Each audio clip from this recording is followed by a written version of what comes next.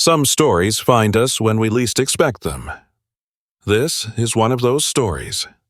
It came to me from a wildlife rescue station in Tanzania, carried by a woman named Grace who had lost her husband and didn't know how to keep living.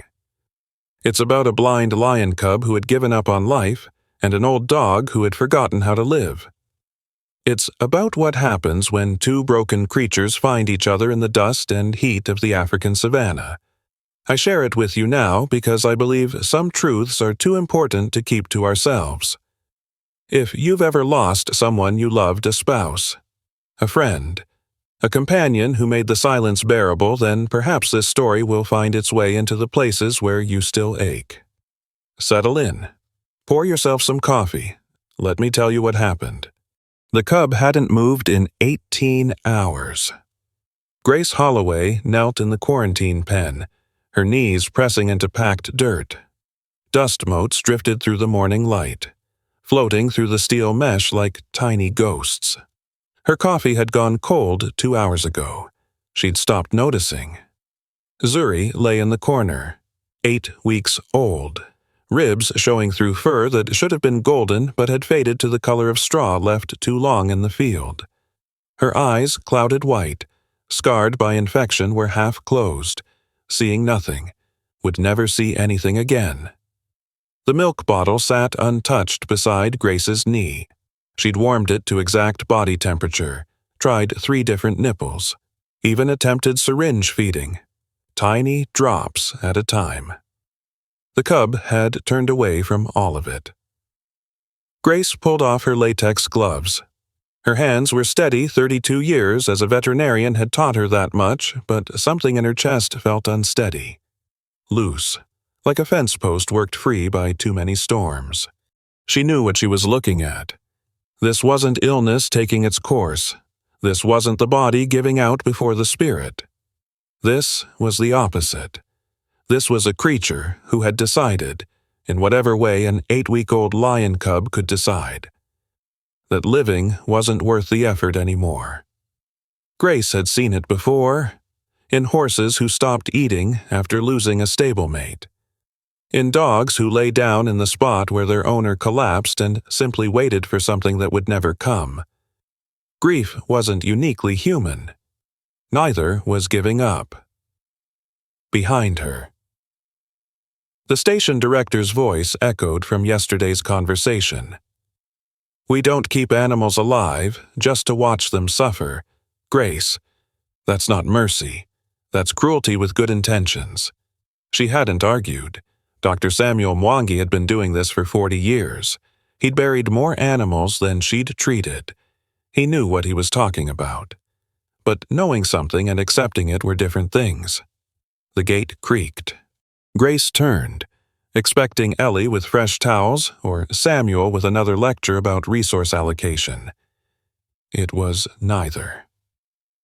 Quito stood in the entrance, the black Labrador, the one who hadn't moved from his spot behind the supply shed in 2 months.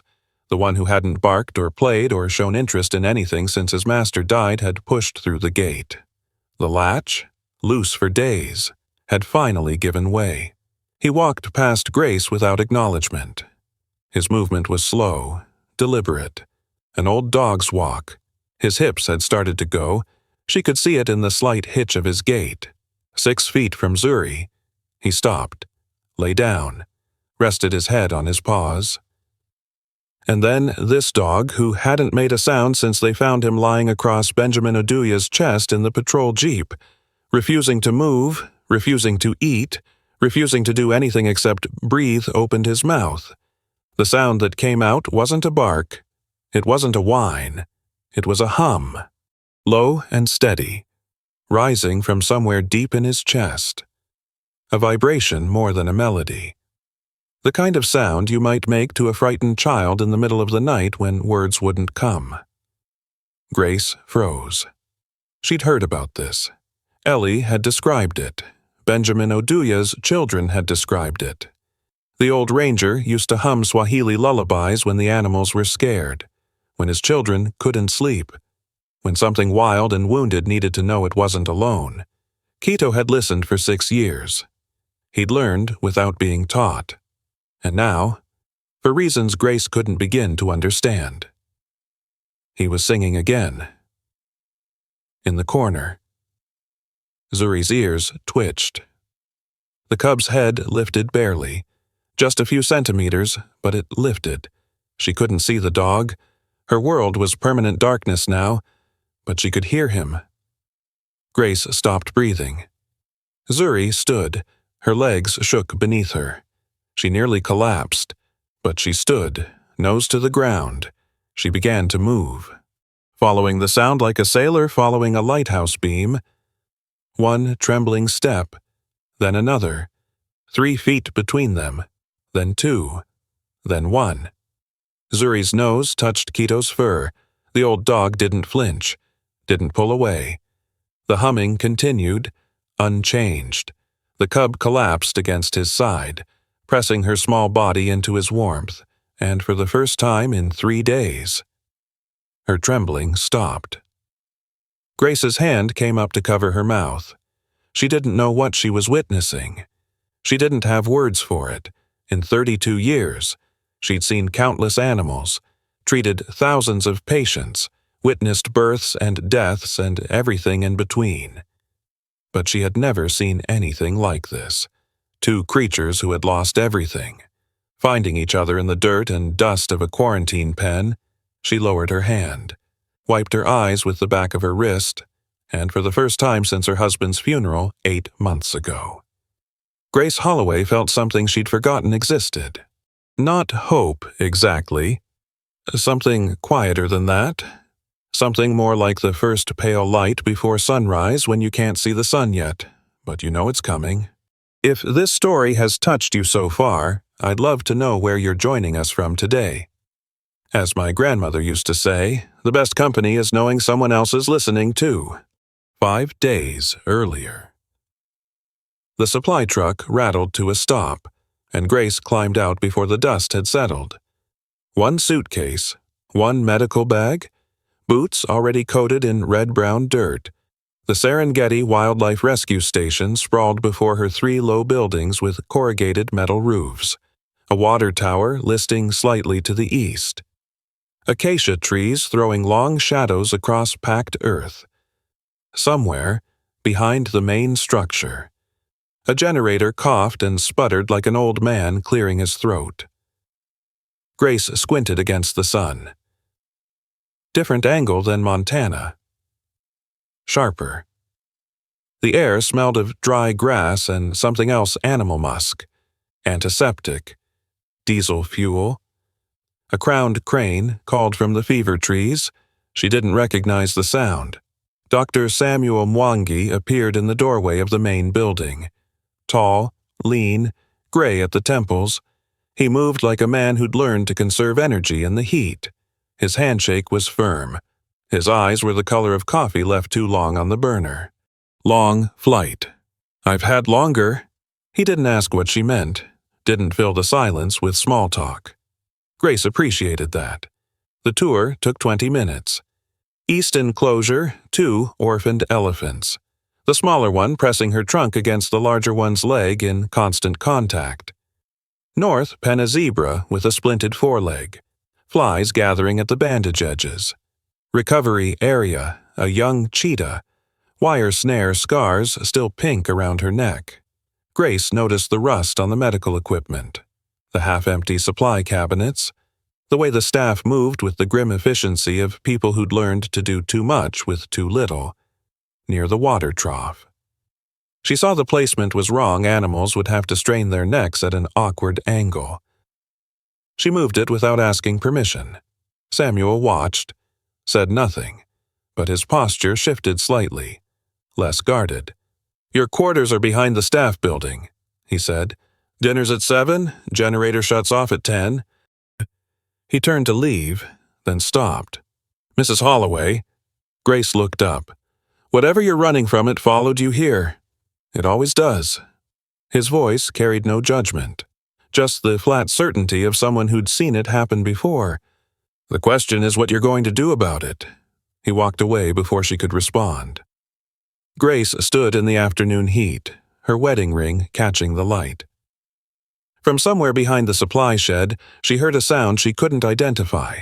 Low, rhythmic, almost like humming. She turned toward it. Dawn. The radio crackled to life on Samuel's belt. Static first, then a voice broken by distance.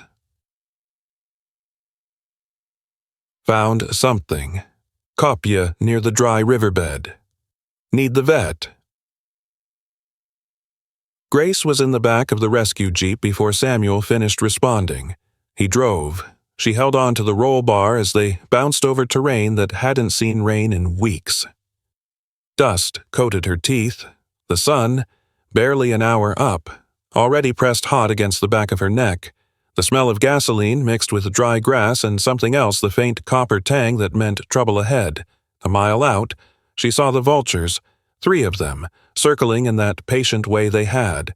No hurry. They knew what waited below. Samuel's jaw tightened. He pressed harder on the accelerator. The mother lion lay beneath an acacia tree. No wounds that Grace could see. No blood darkening the dirt around her.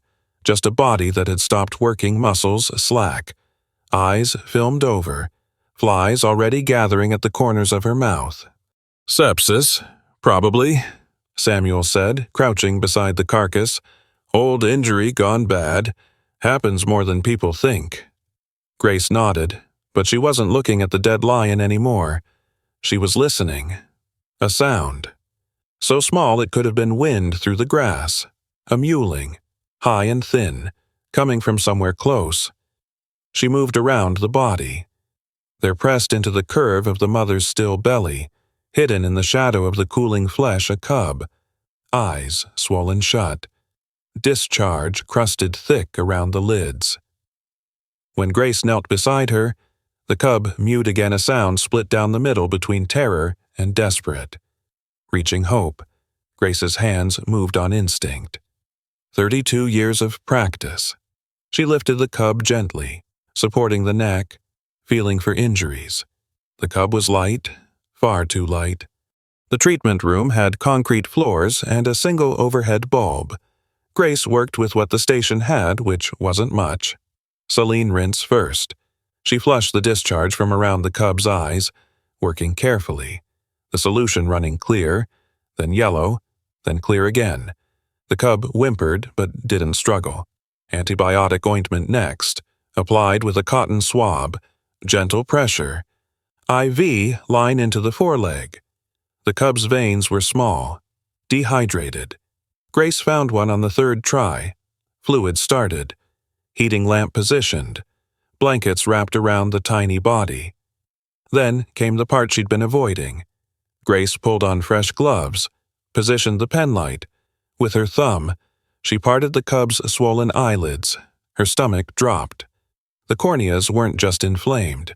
They were scarred white opacity spreading across both surfaces like frost on a window. Tissue damage that had been building for days, maybe a week. Long before the mother died. She sat back, pulled off the gloves. The latex made a snapping sound in the quiet room. Samuel stood in the doorway, waiting. Both eyes, Grace said.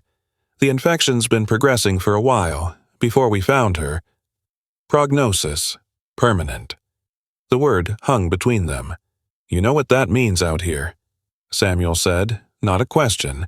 Grace knew. A blind predator couldn't hunt, couldn't be released, couldn't survive without constant care that this station didn't have the resources to provide. Samuel didn't raise his voice. He didn't need to. We're not a sanctuary, Grace. We rehabilitate and release.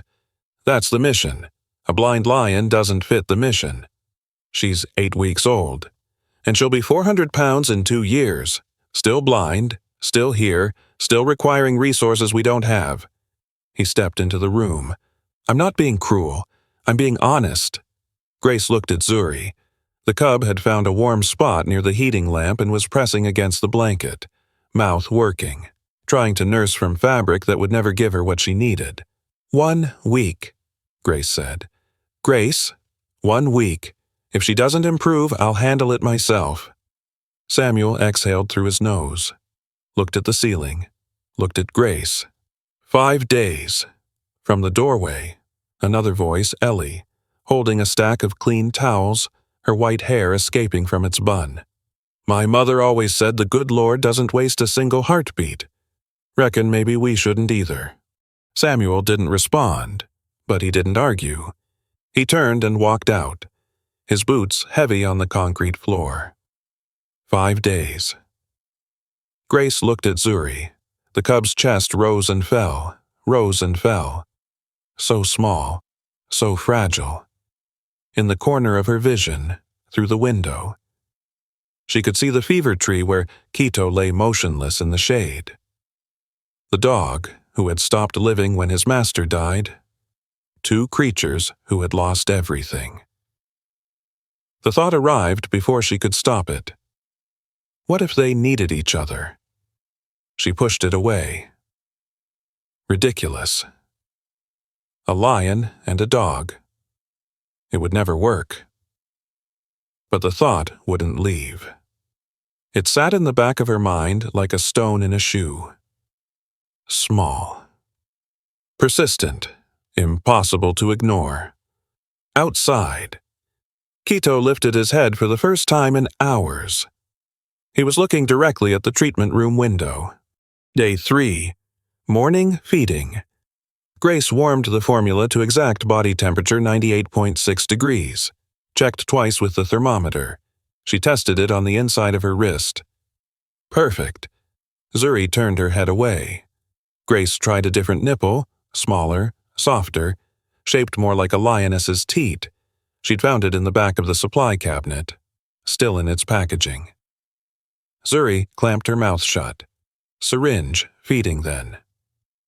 Grace filled the plastic tube with 2 milliliters, tiny drops. She positioned the tip at the corner of Zuri's mouth, squeezed gently. The cub's tongue pushed the liquid out. It dribbled down her chin, soaking into the blanket. Grace wiped it away, tried again. Same result.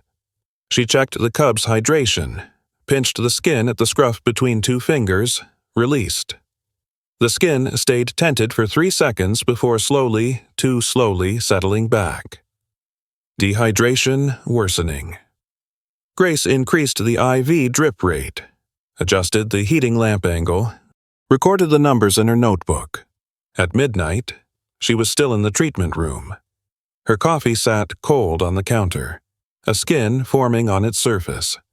Somewhere around 2 in the morning, her head dropped forward and she dozed in the chair 20 minutes, maybe 30, before jerking awake with a crick in her neck. Day 4. Zuri drank half an ounce, vomited it up 20 minutes later, the formula mixed with bile, yellow against the white blanket. Day 5. Weight check. Grace lifted the cub onto the scale, supporting her with both hands. Her own hands trembled slightly, fatigue catching up. Down another 200 grams. Zuri had stopped trying to find warmth, stopped mewling. She lay in the corner of the pen, breathing shallow, eyes half closed, as if she'd already decided what came next and was simply waiting for her body to catch up. Grace had seen this before.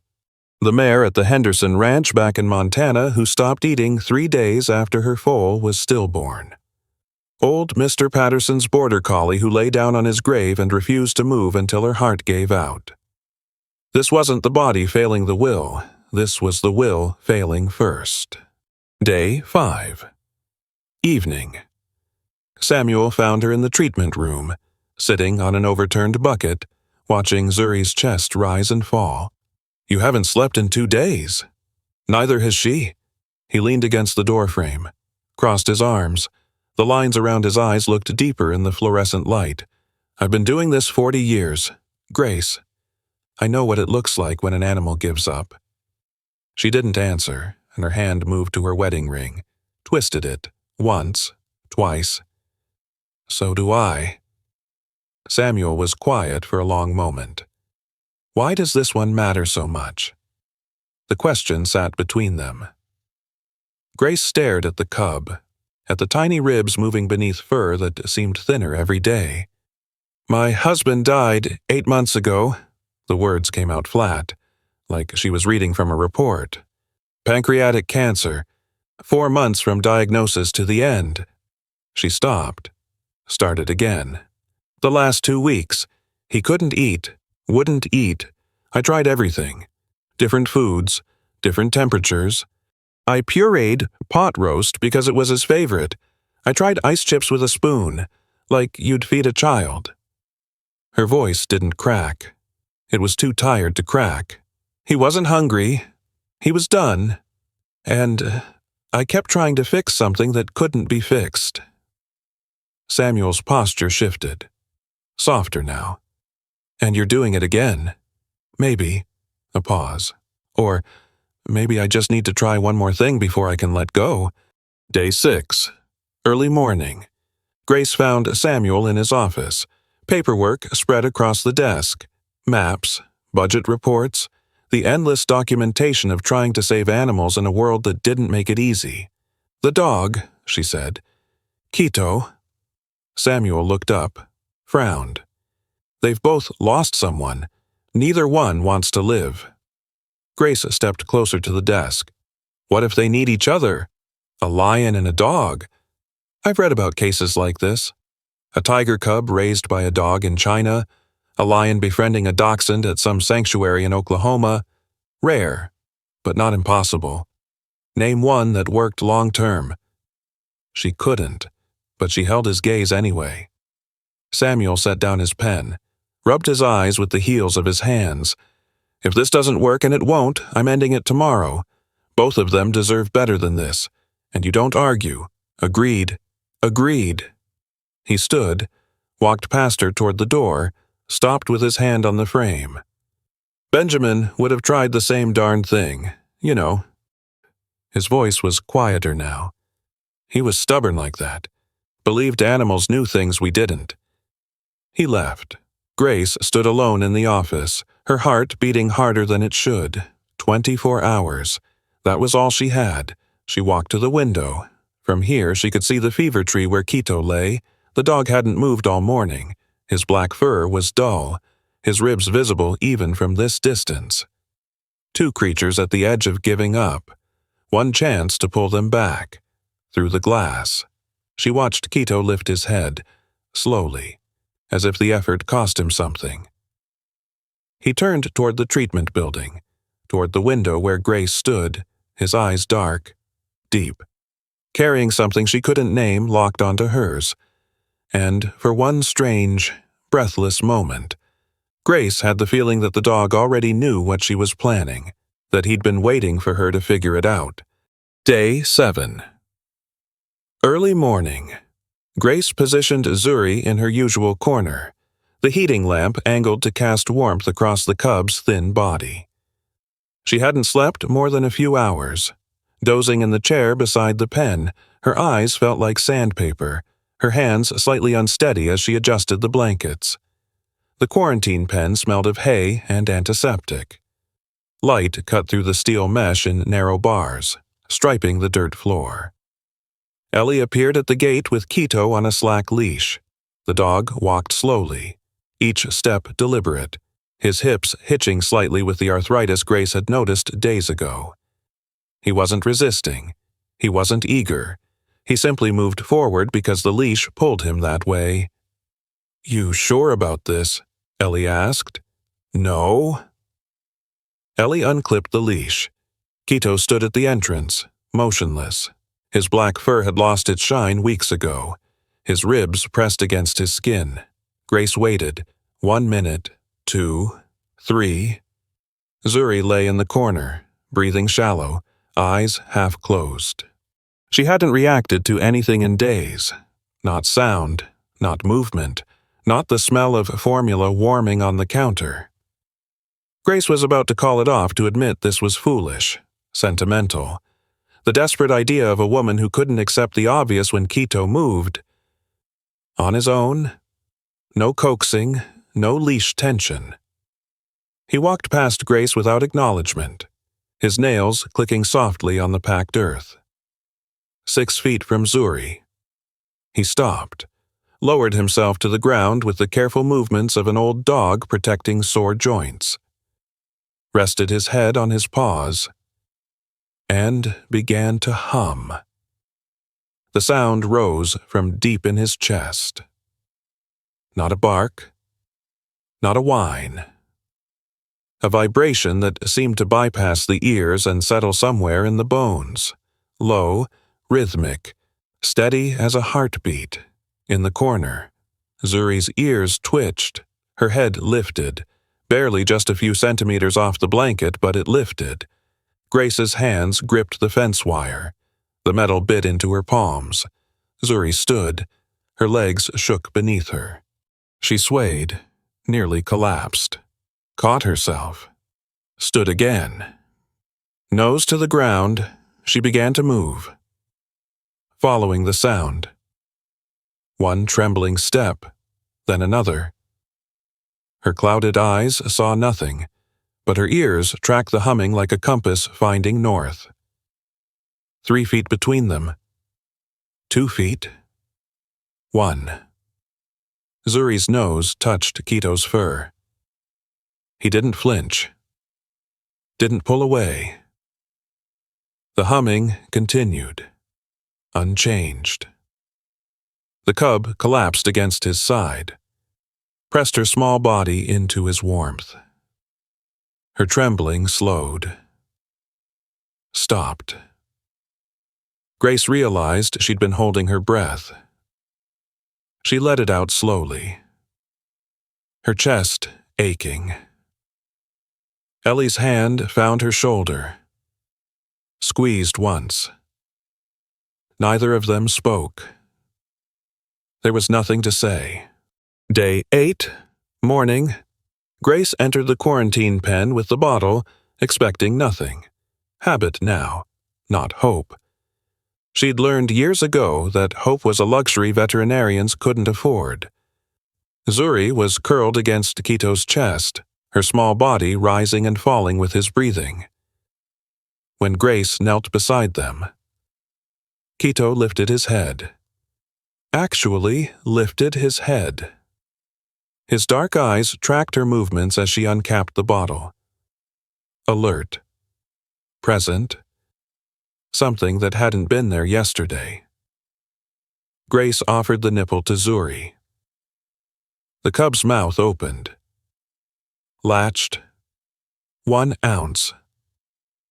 Grace's hand trembled slightly. She adjusted her grip.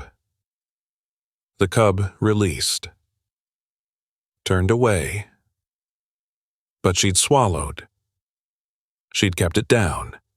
Grace set down the bottle, sat back on her heels. 1 ounce wasn't 4, but 1 ounce was more than 0. Ellie appeared at the gate. Well, she ate 1 ounce. That's something. It's a start. By evening, Zuri took another ounce, then another before midnight. Grace recorded each feeding in her notebook, her handwriting shaky with exhaustion and something else she didn't want to name. Day 9. Kito Ate. His bowl, the same bowl that had sat untouched behind the supply shed for weeks. The water, growing stagnant, was empty by noon. Ellie found him licking the edges, his tongue scraping the metal. First time since April, she told Grace. Her voice caught on the last word. I reckon that dog just needed a reason to stick around. Day 10. They developed a system. Grace watched from outside the pen, notebook in hand, recording observations she didn't fully understand. Kito moved slowly, deliberately. When he shifted position, he paused, waited, let the sound of his movement settle. Zuri followed, not randomly, not stumbling. She tracked the soft pad of his paws on the ground, the whisper of his fur brushing against the fence wire. When he stopped, she stopped. When he turned, she turned. They were communicating. Not in any language Grace could name, but communicating nonetheless. She'd read about similar cases in veterinary journals, dogs trained as therapy animals who made sounds that calmed horses, cats, even human patients. It wasn't magic. It was instinct, honed by years of watching Benjamin do the same. Day 11. The grooming began. Quito licked Zuri's face. Long, slow strokes of his tongue across her muzzle, behind her ears, along the line of her jaw. Zuri tilted her head to give him better access, an instinct that should only exist within a lion pride, between mother and cub, between sisters who had grown up sharing warmth. Grace made a note in her journal. Zuri's survival instincts seemed to be overriding species barriers, young enough to imprint, desperate enough to accept any source of comfort. Day 12. Zuri's first confident walk. She crossed the entire enclosure without stumbling. 40 feet of packed earth, fence posts, water trough, feeding station. Quito walked 3 paces ahead, his nails clicking on the hard ground in a steady rhythm. Click, click, click. Zuri followed the clicks like a trail of breadcrumbs. Samuel watched from the main building, his coffee growing cold in his hand. "That's not supposed to work," he said to no one. But it was working. Against everything Grace knew about predator behavior and interspecies relationships and the impossibility of what she was witnessing, it was working. Day 13. Play. Zuri crouched low, her hindquarters wiggling, stalking something. Grace leaned forward, trying to see what had caught the cub's attention. Quito's tail, swishing slowly back and forth across the ground. Zuri pounced, missed by 6 inches, tumbled sideways. She reset, crouched again, wiggled, pounced, missed again. Quito's tail wagged, slow at first, then faster. The staff gathered to watch. Margaret from animal care, James the junior ranger, David from maintenance, grease still on his hands. No one spoke. They'd been at this station for years, some of them decades. None of them had seen anything like this. Day 14. Sunset. Grace sat on the porch of her quarters, black coffee in a tin cup, the usual, but she'd brought something else outside tonight. Tom's Bible lay in her lap. The leather cover was worn soft, the spine cracked from years of handling. His reading glasses were still tucked inside wire frames. One arm slightly bent from the time he'd sat on them and laughed about it for a week. She opened the cover. A photograph fell out. Yellowstone, 30 years ago. The two of them standing in front of Old Faithful. Tom had his arm around her waist. She was laughing at something he'd said, mouth open, eyes crinkled, head thrown back. She couldn't remember what was funny, couldn't hear his voice telling the joke, but she remembered how the laugh felt, the way it had moved through her chest. "Mind if I sit?" Ellie stood at the edge of the porch, 2 cups in her hands. Grace gestured to the empty chair. Ellie settled in, handed Grace a fresh cup. The coffee was better than the station's usual, richer, smoother. She must have brought her own grounds. "You look different," Ellie said. "I don't feel different." "Sleeping better," Grace considered. "Last night was the first time I didn't wake up at 3. "That's something." "Is it?" Ellie sipped her coffee, looked out at the plains, where the light was turning gold and orange and pink. "My husband died 12 years ago. Heart attack. Same as Benjamin. For 2 years after. I woke up every night at 2:17, that was the time they called it at the hospital. Then one night, I slept straight through till morning." She paused, felt guilty about it for months. Grace's hand rested on her ring. She didn't twist it. "What changed?" "Nothing changed. I just got tired of punishing myself for still being alive." Ellie stood, patted Grace's shoulder. "Tom would want you drinking better coffee. You know, that station stuff tastes like motor oil." She went inside. Grace looked at the photograph again, at Tom's crooked smile, from the staff kitchen. She could hear the radio playing something old Patsy Cline. Maybe. The melody drifted across the compound, mixing with the evening sounds of the savannah. For the first time in 8 months, the silence didn't feel empty. Then she heard it, the crunch of tires on gravel, headlights cutting through the dusk, a white Land Cruiser with government plates pulling up to the main building. A man stepped out. Clean suit, clipboard. Samuel emerged from his office to meet him. Their handshake was formal, their voices too low to hear, but Grace saw the way Samuel's shoulders tensed, the way his head turned, just briefly, toward the quarantine pen. And she knew, with a certainty that a settled cold in her stomach, that whatever piece she'd found was about to be tested. The man's name was Gerald Patterson, American liaison to the Tanzanian Wildlife Authority. Grace learned this from the laminated badge clipped to his pressed khaki shirt, right next to a pen that probably cost more than the station's monthly supply budget. He had the kind of tan that came from golf courses, not savannas. His handshake, when Samuel introduced them, was firm and brief, the handshake of a man who measured time in billable hours. "Heard about your situation," Patterson said, falling into step beside Samuel as they walked toward the enclosures. "The blind lion. News travels. So does funding." Patterson pulled a clipboard from under his arm. "I've been reviewing your reports for 3 months. Questions from Dar es Salaam need answers." Grace followed 3 steps behind, her jaw tight. The tour took 30 minutes. Patterson nodded at appropriate intervals, made notes, asked questions about capacity, staffing levels, annual operating costs. His pen scratched against paper with mechanical precision. When they reached the quarantine pen, he stopped. Quito and Zuri lay together in a patch of afternoon sun. The cub's head rested on the dog's back, her small body rising and falling with his breathing. Both were asleep, or appeared to be. Patterson wrote something on his clipboard. "That the one, that's her," Grace said. "What's the long-term plan? We're still developing one. With what resources?" The question hung in the air. Grace didn't have an answer. Neither did Samuel. Patterson clicked his pen, twice. The sound was sharp in the quiet. "Look, I'm not the bad guy here. I don't enjoy this part of the job, but I'm the one who has to explain to the minister why a station that's supposed to rehabilitate and release is spending resources on an animal that can never be released." He gestured toward Zuri with his clipboard. "She's 11 weeks old now? Closer to 12, Grace said.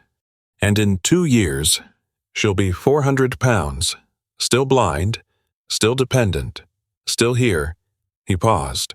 "Unless we find an alternative." "What kind of alternative?" "There's a facility in Johannesburg.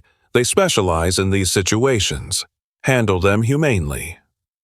The word landed like a stone dropped in still water. Grace's hands curled into fists at her sides. "She's a cub. She's been here 3 weeks. She's thriving.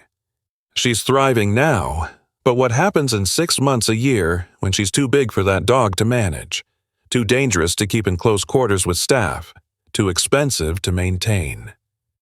Samuel stepped forward. "We're exploring options. There's been significant improvement." "Improvement doesn't change biology." Patterson's voice remained level, professional. "A blind predator is a liability. I don't enjoy saying it, but someone has to." The staff meeting convened at 7 that evening. Main building. Plastic chairs arranged in a rough circle. The overhead light buzzed with a faint electrical hum. Patterson stood at the front of the room, his clipboard resting against his hip. "I'll keep this brief. The station has limited resources. A blind lion requires lifetime care. The mathematics don't work." He looked around the room, meeting each pair of eyes in turn. "My recommendation is transfer to the Johannesburg facility. It's the responsible choice." James, the junior ranger, shifted in his seat. "He's got a point. We're stretched thin as it is." Margaret from Animal Care shook her head. "We've been stretched thin for 10 years. That's nothing new." "But a blind lion." David wiped his hands on his trousers, leaving faint grease stains. That's a permanent problem. Ellie spoke from her chair in the corner. Benjamin Oduya worked here 31 years. He rescued a 3-legged zebra once. Everyone said, put it down. He refused. That zebra lived another 8 years. A zebra isn't a lion, David said. No, but the principle's the same. Patterson raised a hand. I'm not asking for feelings. I'm asking for votes. Simple majority. That's fair. Grace stood. Her chair scraped against the concrete floor. Before we vote, can I say something? Patterson's expression didn't change. Go ahead. I know what this looks like. A sentimental outsider gets attached to a lost cause. I've heard it before. I've said it to other people in other places. She paused, looked around the room at Margaret's tired eyes, at James's uncertain frown, at Ellie's hands folded tight in her lap. I watched my husband die 8 months ago. Pancreatic cancer. I couldn't do a darn thing about it. I tried. Lord knows I tried, but some things can't be fixed.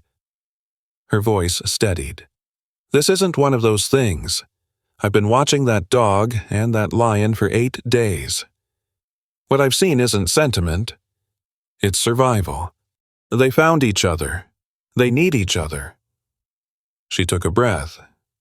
Maybe that doesn't fit the mission statement, but it fits something I can't put in a report. Patterson tapped his pen against the clipboard.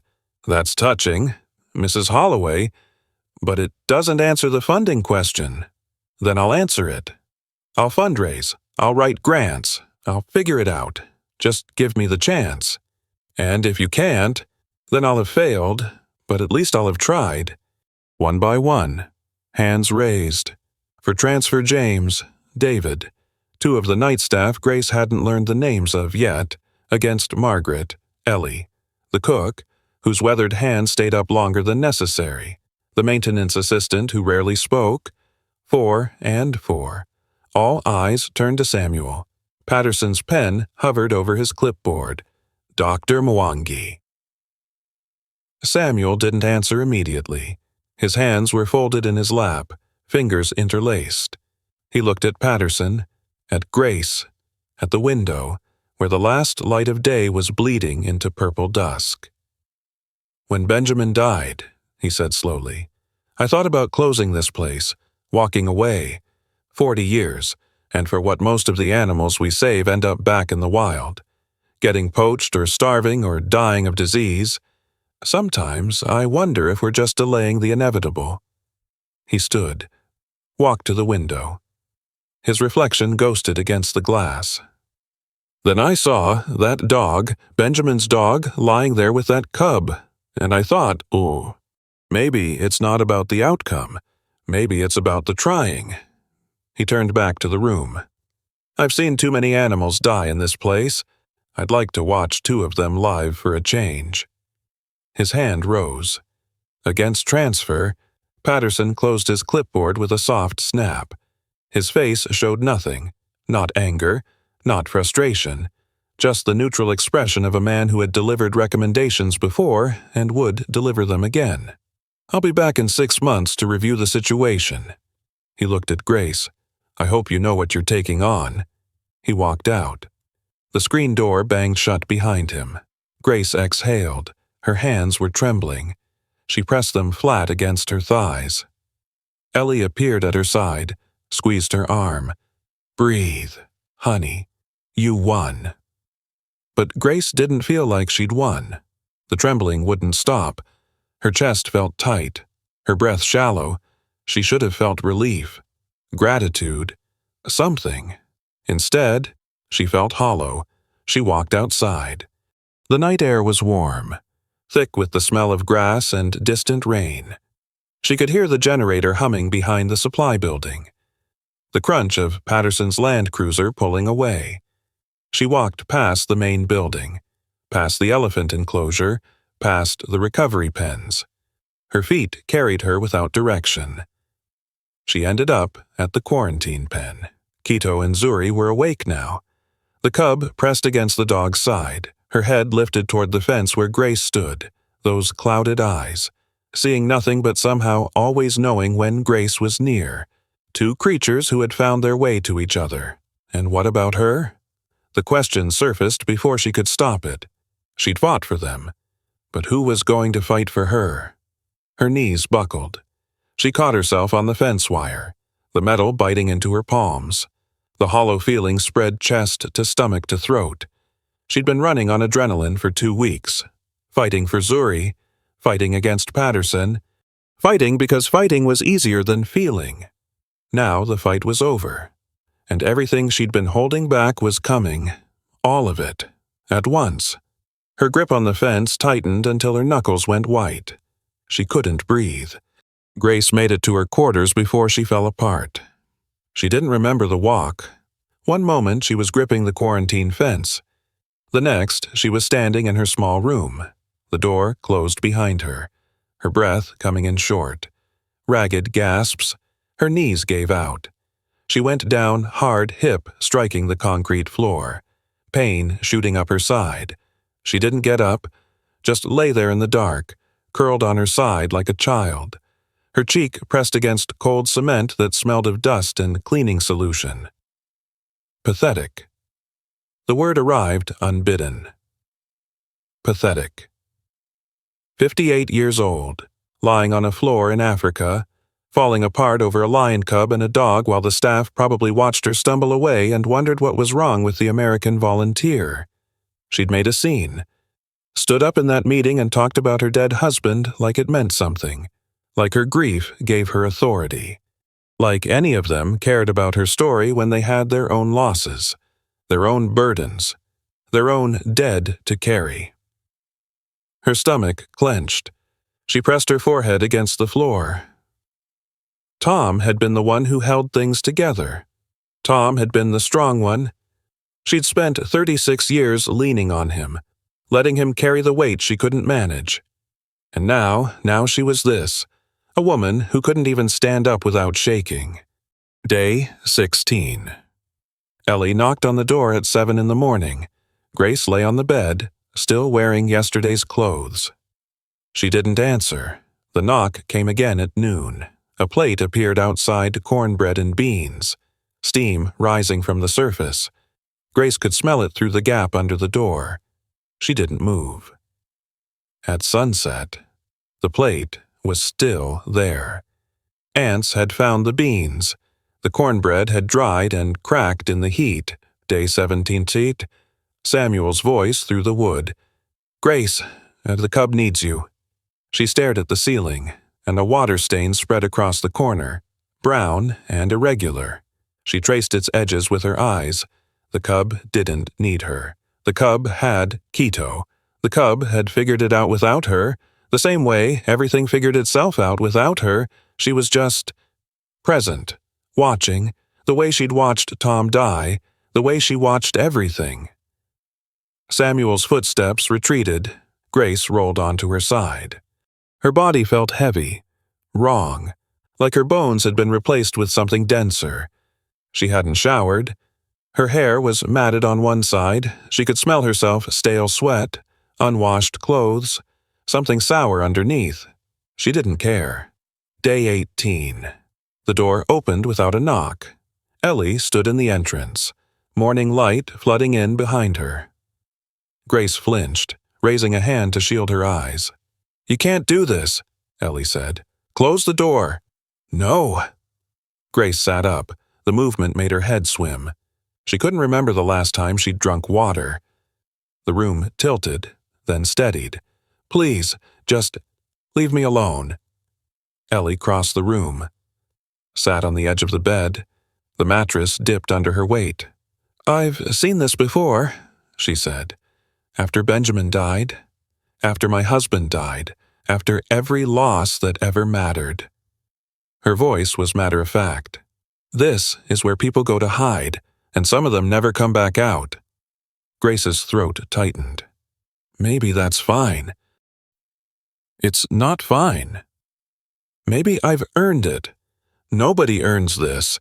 Grace laughed a harsh, broken sound that scraped her throat. I spent 40 years fixing things. Animals, people, problems. Everyone said I was good at it. Tom said I was good at it. Her voice cracked. "And what did it get me? I couldn't fix him. I couldn't fix Zuri, that dog did that. I just stood there and watched while everyone else did the actual work." She pulled off her wedding ring, held it in her palm. The gold caught a sliver of light from the window. "I wore this for 36 years, every single day, even when we fought, even when I hated him. And now I wear it, and it means nothing. He's gone. And I'm still here, wearing his ring, reading his Bible, talking to his photograph like he can hear me." Her hand closed around the ring. The edges bit into her palm. "You know what I did after he died? I threw away every casserole the neighbors brought, dozens of them. Just threw them in the garbage. Because I couldn't stand the smell. I couldn't stand the pity. I couldn't stand the way they looked at me like I was broken." She opened her hand, looked at the ring. "But I am broken. I've been broken for 8 months. I came here thinking I could outrun it. Thinking if I saved something, anything, it would prove I wasn't useless." Her voice dropped to a whisper. "But I didn't save them. They saved each other. I was just there, the way I'm always just there." Ellie was quiet for a long moment. Outside Basawao, a bird called. The generator hummed its endless hum. "My mother used to say something," Ellie said finally. She'd say, "Eleanor, you can't fill your own cup." I thought it was foolishness for years. Then Harold died, and I understood. She paused. "You can't save yourself by yourself. You need someone else to pour." Grace shook her head. "There's no one left to pour. There's always someone. You just have to let them find you. And if they don't—" Ellie didn't answer. She stood, walked to the door. "That dog didn't save Zuri because he wanted to be a hero. He saved her because he needed someone to take care of. That's what pulled him back. Not courage, not hope, just need." She paused at the threshold. "He's been staring at your door for 2 days. You know, won't eat, won't move, just sits there, looking this direction." She left the door open behind her. Grace sat on the bed, the ring still clutched in her fist. The light from outside fell across the floor in a long rectangle, dust motes drifting through it. She'd said too much, revealed too much. Tomorrow, the whole station would know about the casseroles, about the grief, about the pathetic widow who couldn't hold herself together. She squeezed her eyes shut. From somewhere in the distance toward the staff quarters, maybe closer, she heard a sound, scratching. Soft but persistent, coming from the porch. The scratching continued. Steady. Patient. Grace sat on the bed, the ring still pressed into her palm, her body heavy with exhaustion. 3 days of not eating properly, not sleeping, not doing anything except lying in the dark and wondering why she was still breathing. The scratching stopped, started again. She could ignore it. She was good at ignoring things now. She'd ignored the plate of food Ellie left, ignored Samuel's voice through the door, ignored the part of herself that kept whispering, "Get up, get up, get up," but the scratching wouldn't stop. She stood. Her legs trembled beneath her. The room tilted slightly, and she grabbed the bedpost to steady herself. Her mouth was dry, her lips cracked. She couldn't remember the last time she'd drunk anything. She walked to the door, opened it. Quito lay on the porch, his head resting on his paws. His dark eyes lifted when the door swung open. He didn't wag his tail, didn't make a sound, just looked at her. The quarantine pen was 200 yards away. For an old dog with arthritic hips, that walk would have taken 20 minutes, maybe longer. Ellie must have let him out. That was the only explanation. Ellie, who believed animals knew things people didn't. Ellie, who had told Grace that Quito had been staring at her door for 2 days. Grace sank down onto the step, her body folded slowly, joints protesting, muscles weak from disuse. Neither of them moved. The night air was warm, thick with the smell of grass and distant rain. A cricket chirped somewhere in the darkness. The generator hummed its endless hum. Quito shifted, lifted his head, placed it on her knee. The weight was slight, maybe 10 pounds, but Grace felt it through her whole body. Warm, present, alive, and then he began to hum, that low, rhythmic sound, the sound he'd made for Zuri, the sound Benjamin Oduya used to make for scared animals and sleepless children. A vibration that bypassed the ears and settled somewhere deeper. Grace's hand moved without permission. Rested on his head, the fur was coarse, slightly matted. She could feel the bones of his skull beneath the skin. Her breath caught, once, twice. Then the tears came. Not the controlled grief she'd rationed out in small doses, afraid of what might happen if she let it all go. These tears came from somewhere she didn't have a name for. They shook her shoulders, blurred her vision, made sounds she didn't recognize raw, animal sounds that scraped her throat raw. She cried for Tom, for the 36 years they'd had and the years they wouldn't, for the way he brought her coffee every morning without being asked, for the crooked smile, the bad jokes, the warmth of his body in the bed beside her. She cried for the empty house in Montana, the casseroles she'd thrown away, the nights she'd woken at 3 in the morning reaching for someone who wasn't there. She cried for herself, for the woman she'd been before the diagnosis, for the woman she'd become after. Quito didn't move, just kept humming. That low, steady sound. When the tears finally stopped, Grace felt empty, wrung out. But it was a different kind of empty than before. Cleaner. She sat on the step, Quito's head still on her knee. The stars were out now, the Southern Cross bright overhead, the same stars she'd watched every night for 2 weeks, but tonight they looked different, closer. Tom's words came back to her. The last thing he'd said, his hand cold in hers. Don't stop, Grace. She'd been trying to figure out what he meant for 8 months. Don't stop working. Don't stop trying. Don't stop pretending. But sitting here, in the dark, with an old dog's head on her knee, she finally understood. Don't stop needing. Don't stop being needed. Don't stop letting people in. She'd closed herself off since the funeral, built walls, kept busy. Told herself she was being strong when really she was just being alone.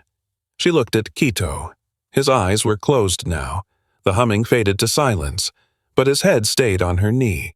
She'd spent 3 days convinced she was useless, convinced Quito saving Zuri proved she had nothing to offer. But that wasn't what happened. She was the one who proposed letting them meet. She was the one who fought for 5 more days. She was the one who stood in front of Patterson and refused to give up. Quito had saved Zuri, but Grace had given them the chance.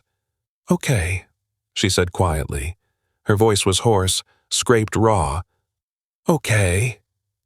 She put the wedding ring back on. Stood slowly, her muscles stiff. Quito stood with her. Let's go get her. The quarantine pen was dark except for the lamp inside. Zuri was pacing, moving in tight circles, making sounds Grace had never heard before, high-pitched chirps. The sounds of a cub who had lost the only anchor she knew. Grace opened the gate. Quito walked through. His nails clicked on the packed earth. Zuri froze.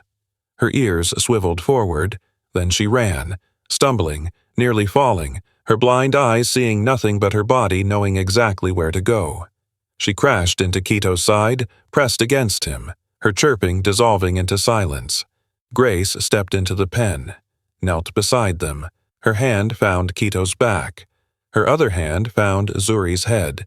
3 broken things, holding each other up, somewhere in the distance.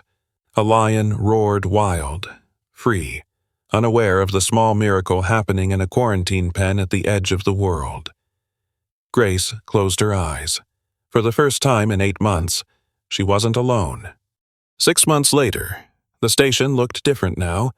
new fencing around the expanded enclosure, the posts sunk deep and straight. Fresh paint on the main building trim, not the whole thing, just enough to notice. A sign at the entrance that hadn't been there before Serengeti Wildlife Rescue. The story of Quito and Zuri had spread.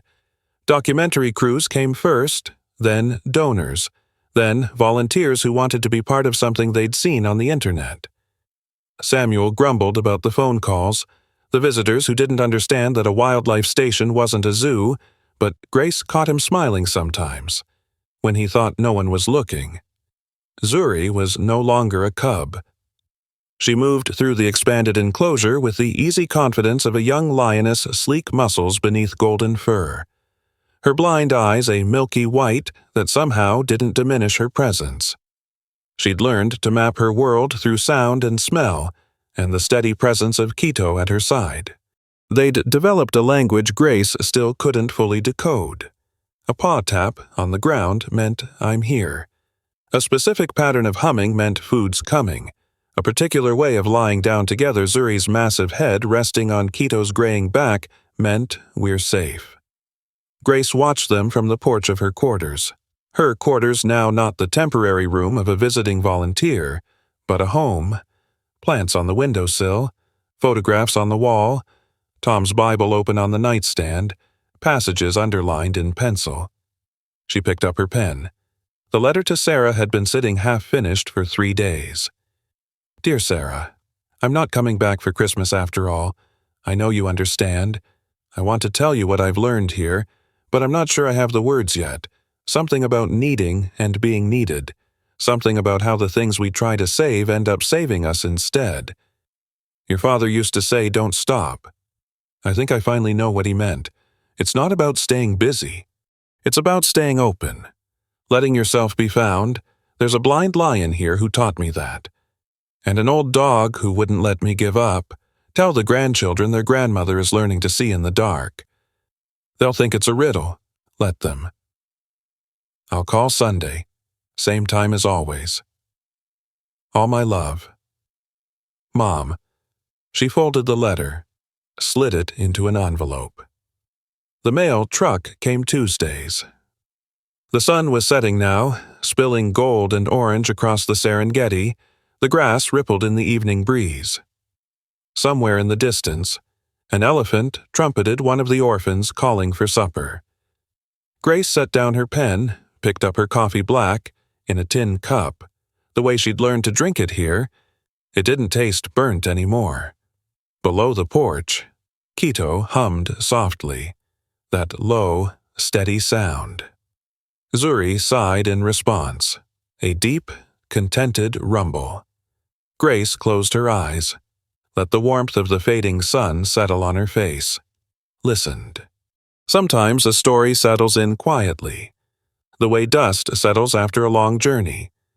It doesn't ask to be understood, it just asks to be held for a moment.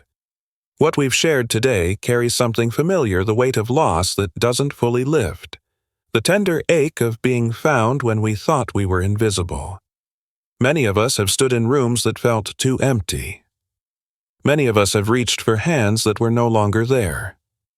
Some of us have wondered, in the quiet hours before dawn, if the heaviness would ever become something we could carry instead of something that carried us. Perhaps you've been Grace, pretending to be strong while falling apart in private. Perhaps you've been Quito, waiting for a reason to keep going.